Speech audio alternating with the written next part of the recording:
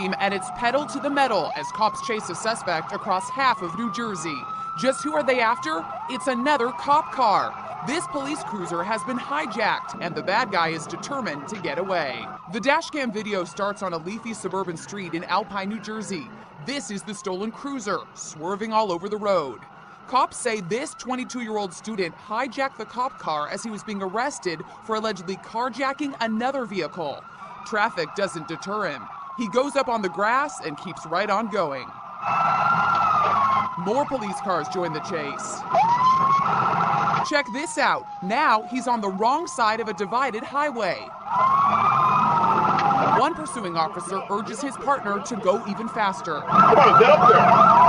Get up there. All at once, the officer finds himself on the wrong side of the road. The other cars park to let him through, and he's able to rejoin the pursuit. Now the chase moves to Route 4. Cops from all sorts of jurisdictions join in. Tenafly, Alpine, Leonia, the Port Authority, and the Palisades Parkway Police.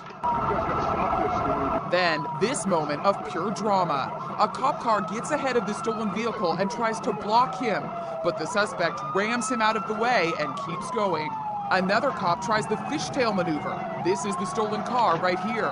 The tactic works. The suspect slams to a halt. But he isn't done yet. He makes a run for it. The cops are right on his tail. At last, the craziest police chase comes to an end. He was completely out of his mind. Leonia police officer Eric Goodell is the guy who performed the maneuver that brought the chase to a close. I saw an empty car dealer with a large front lawn, and I figured it's got to stop. Is it a miracle that no one was injured or killed by this guy? It was a miracle. He became more and more reckless as the pursuit went on. So, who's the suspect? He was ID'd as Sari Manta Kong. He's a student at the University of Connecticut. A jury convicted him of pulling a gun on Dayton police, and today, Lance Dyer learned his punishment. 2 News was the only crew with a camera in the courtroom during his sentencing. The 17-year-old was sentenced to 11 years behind bars, and he almost wasn't alone. The sentence enraged Dyer's sister, who had to be forced out of the courtroom. Is there anything further from the state? And that's man, my brother got 13 years old. It was an explosive ending to a case that started over a year ago. Lance Dyer was only 16 when he was involved in a brief police chase in a stolen car. Dyer bailed from the vehicle and pointed a gun at a Dayton officer while trying to get away. That cop fired and shot Dyer in the hand. I can't think of anything more serious than someone pointing a loaded weapon at a police officer.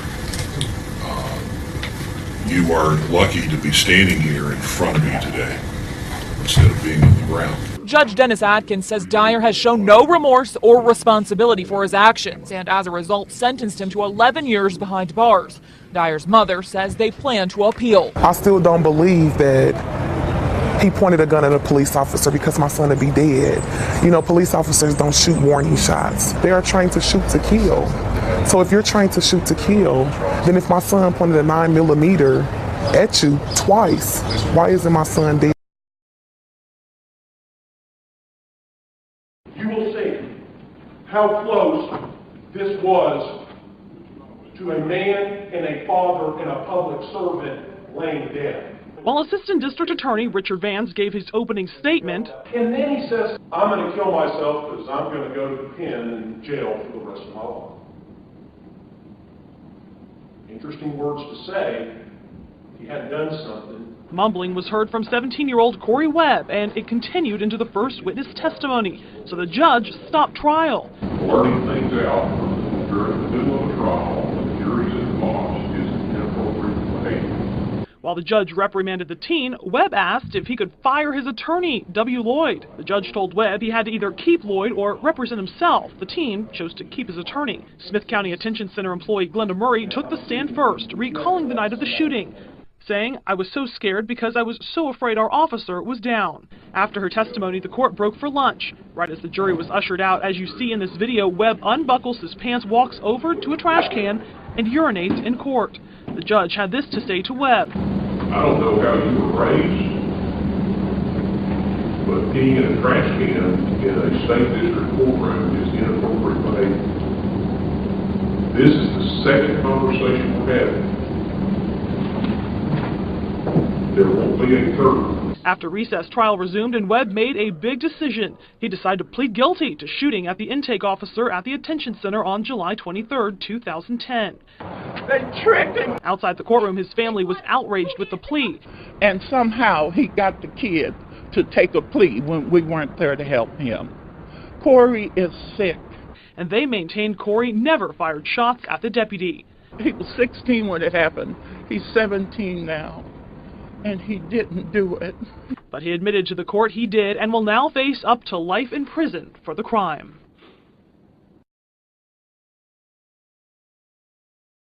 The wife of an armed robbery suspect shot dead by a shop clerk has filed a lawsuit. Even though her husband was carrying a gun, she says the clerk had no right to kill her husband. News 13's Krista Gutierrez is in the Newsplex with the details. Now, Kim, police have said the store clerk's actions were in self-defense, but in the lawsuit, the widow is suing for wrongful death, personal injury, and even defamation of character.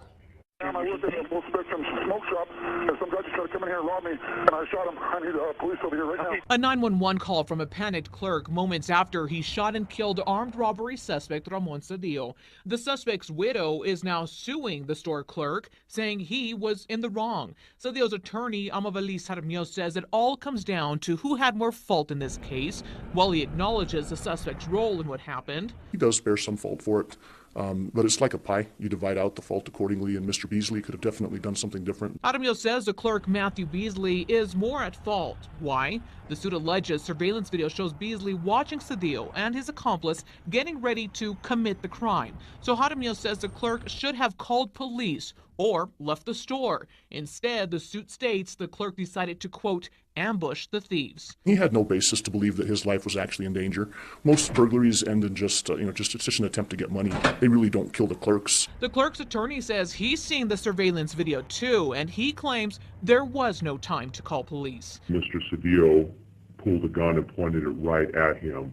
That prompted Mr. Beasley to pull his gun, and there was and fire his weapon. I think that it's every citizen's right to be able to defend their lives, and I think that's exactly what Mr. Beasley did. The suit also claims the clerk's boss should pay too because he shouldn't have had Beasley working knowing he had a gun. And it claims the boss knew, quote, Beasley had a dangerous propensity or tendency to use a firearm.